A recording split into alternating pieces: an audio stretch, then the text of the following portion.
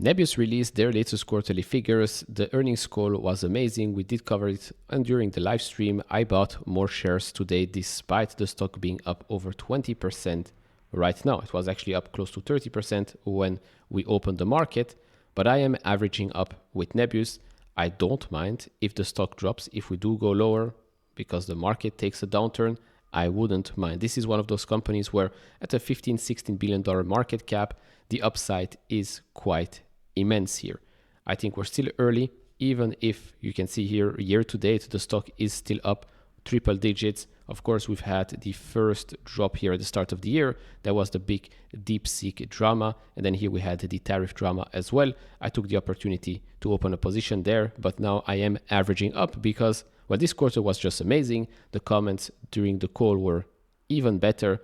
And I do think that 2026 will be quite an amazing year for Nebius. I do still think that this is a name that is flying under the radar despite us talking about it already since January. Yes, you might have seen it pop up on X here and there, but I do still think that for Wall Street and maybe a lot of retail investors as well, this is an unknown company. Maybe we should take advantage out of that. So let's go over everything you need to know from the earnings report and earnings call. If you enjoy this type of videos, hit all the buttons. We really appreciate that. If you want to support me even further, do check out the link down in the description and in the pinned comment with the top 10 best stocks to buy now, or go to fool.com/couchinvestor. Thank you very much. All right, let's start off with the main overview here. So ARR for the year has been revised up, which I'm not that surprised. I said it in the past. First of all, it was the first time they said it was between 500 and a billion. Then they revised up 750 million to $1 billion. I said it's definitely going to come closer to $1 billion. And right now it is $1 billion at the midpoint for ARR, not for revenue. I'll explain in a bit the difference and why there is a difference here. Then the core AI infrastructure business is already adjusted EBITDA positive. The group adjusted is EBITDA loss still of $21 million, but that's still a huge improvement. Group revenue came in at $105.1 million. That's up 106% quarter over quarter and 625% year over year. Cash at the end of Q2, $1.68 billion and CapEx $510.6 million. I believe they still expect CapEx to be $2 billion for the year. Then capacity expansion. For the year, calendar year 2025, they expect now 220 megawatts of connected power. Before, guidance was, I think it was over 100. Now we have here a number 220 megawatts. For calendar year 2026, they expect over 1 gigawatt of contracted power.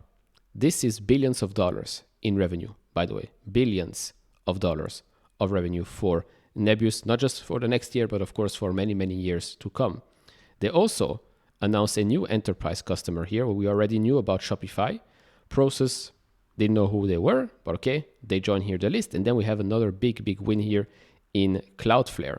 I'll talk a little bit about the go-to-market strategy for enterprise customers, but it's a bit like what Shopify did a couple of years ago. Right? Shopify came up, okay, it's cool, you can make a shop, you can sell your stuff. But their strategy to grow GMV, to become a free cash flow machine, was of course to go after those enterprise customers. And that's exactly what has happened with Shopify over the last couple of years, which is why it's now, $200 billion company or so. Yes, it gets a super high premium, but I think it is well deserved.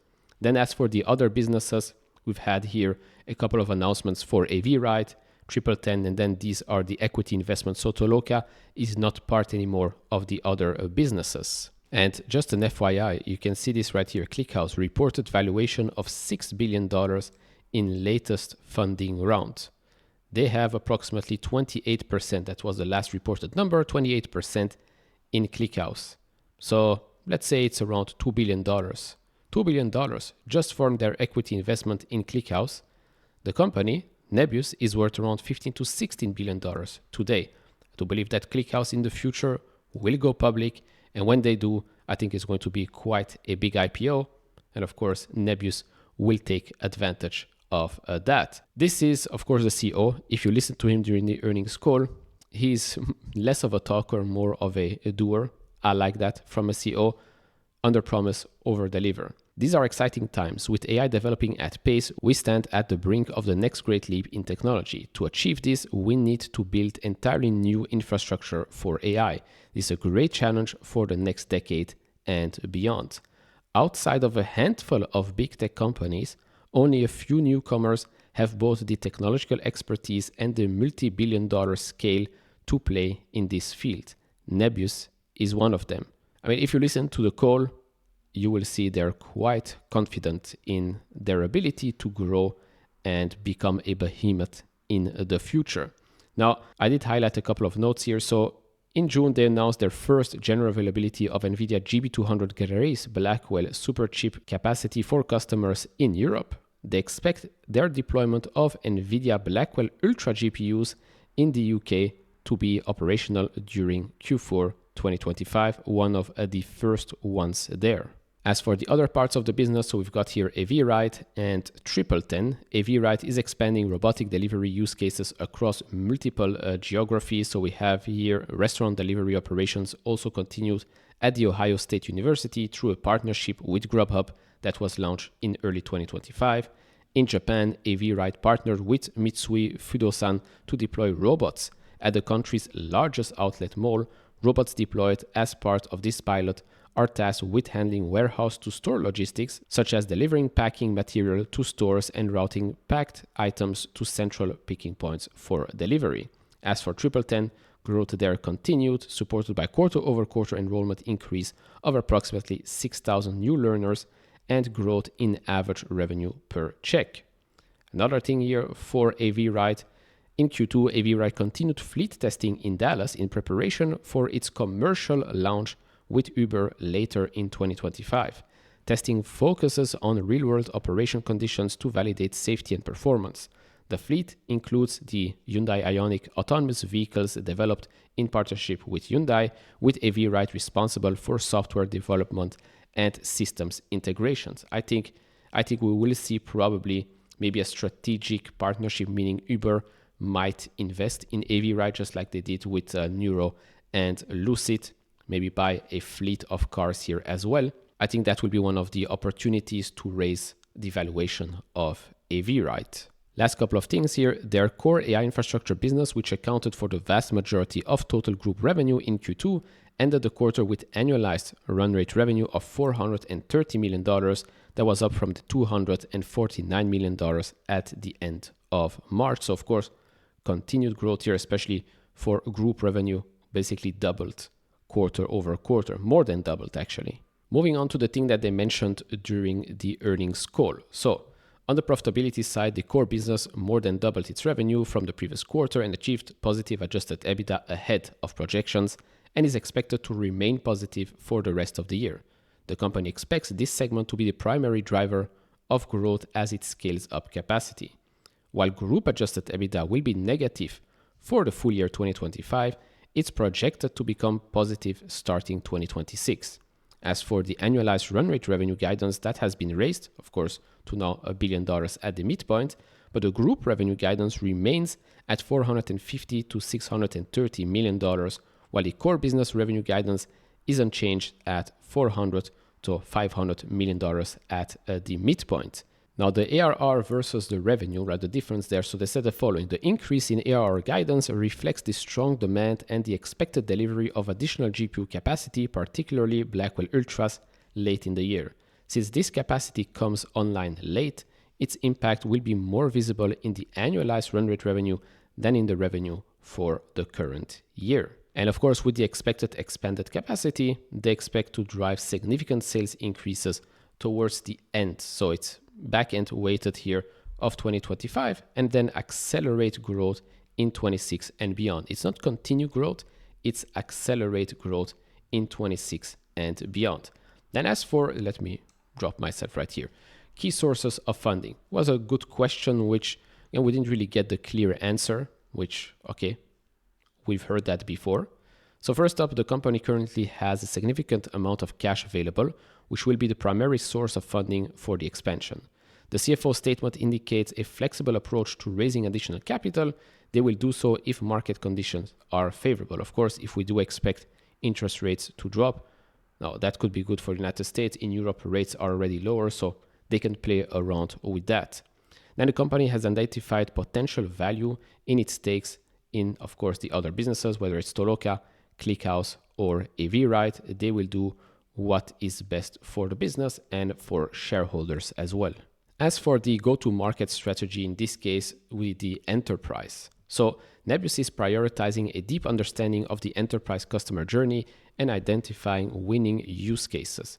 The company aims to provide solutions that are specific to enterprise needs. For example, it includes its work with Shopify to optimize the merchant's journey and with Cloudflare to power inference at the edge. Nebius is building out a go-to-market leadership team, including VP of Sales Strategy and Operations and General Managers for key regions like the Americas, Middle East, Asia Pacific, and Japan. The team will focus proactively pursuing market opportunities and expand customer-facing capacity. Why is this important? It's important especially when we're going to talk now here about Lepton, right? That marketplace that Nvidia has launched a couple of weeks, maybe a couple of months or so ago. For Nebius to differentiate itself from the other players, and especially in the future, I do think that we might see some more players pop up in the future. But when you are in a marketplace, you want to make sure that your offering is, of course, the pricing is highly competitive, but it's not just about pricing. Just like with Nvidia, it's not just about the hardware, it's about the software, it's about all of the CUDA library, all of the ecosystem that they've built. Nebius is doing the exact same thing. They know they're not the only ones. And that's why they want to offer you the best suite of products, the biggest ecosystem, the best ecosystem, a good partnership here and integration with Nvidia. That's what's going to make Nebius different from the other. Cost structure is going to be different. Software solution is going to be different. Deployments is maybe faster and better as well. And that's how they'll differentiate themselves from the others. We've also talked a little bit about what the CoreWeave versus Nebius. The thing is that Nebius, for example, when you look at depreciation, they put it at 4 years. CoreWeave, 6 years. CoreWeave, quite a lot of debt as well. Nebius, not much, right? Not at all, actually. Of course, depending on what happens in the future, they could have some debt. But the strategy here is quite clear. Management, of course, has a lot of expertise, right? When you go back, previously Yandex was a $30+ billion behemoth or euros company, lots of experience, decades of experience actually, and we basically got the chance to buy that experience for what, $5 billion, $6 billion a couple of months ago, and now they're trying to build here a company that's probably going to be worth way more than that in the future. Now going back here to Lepton. So Nebius became a launch partner for Nvidia DGX Cloud Lepton, solidifying its position as a high-performance AI platform. Since the launch, Nebius has become one of Nvidia's largest partners, seeing a significant pipeline of customers who start with Lepton and then transition directly to Nebius services. This is very good to know because the fear was that once Lepton gets launched, well, of course, Nebius gets more visibility, but so do many others. So hearing that they first start with Lepton and then transition directly to Nebius services, that's very, very good to hear. This partnership is viewed by Nebius as a crucial component for developing its ecosystem, channel partnerships, and value-added partnerships. Exactly like I said, again, I liked everything I heard from that earnings call, which is why I had zero issues buying today. Yes, even when the stock was up 20%, now we're at $66 or so. Think about it at 66.5 or so. You will see it in the public portfolio in the Sunday video. But I didn't mind. I didn't mind averaging up because I liked what I see. So yeah, okay, now my cost basis is a little bit higher than before. But to me, this has always been about making sure that I have enough shares of this company. Because if this does become a $100 billion company in the next couple of years, then do you think I would care if I bought at 65 or if I bought at 50 or at 40? I know that previously I wished that I could buy more shares at 40. I bought the last time at 45. Fine. But now, after these results, I don't mind paying even more because one, ARR has been revised up. So that's great. Gives me higher conviction to buy at higher prices. And then the commentary. The commentary was very, very important. The way they were talking during the call was very important as well. And so I'm a happy shareholder and I'll continue to buy more shares. Hopefully it does drop back to the 50s. But like someone said during the live stream, every time I do say hopefully it does drop, it never does. So hopefully it goes up. Maybe that's how we want to play it here. But anyways, that's about it for me in this video. Very happy with this one. No plans on trimming anytime soon. Planning on actually buying way more shares in the near future. Share your thoughts down in the comment section below. Like, subscribe, all of that, and I see you all in the next one. Bye bye.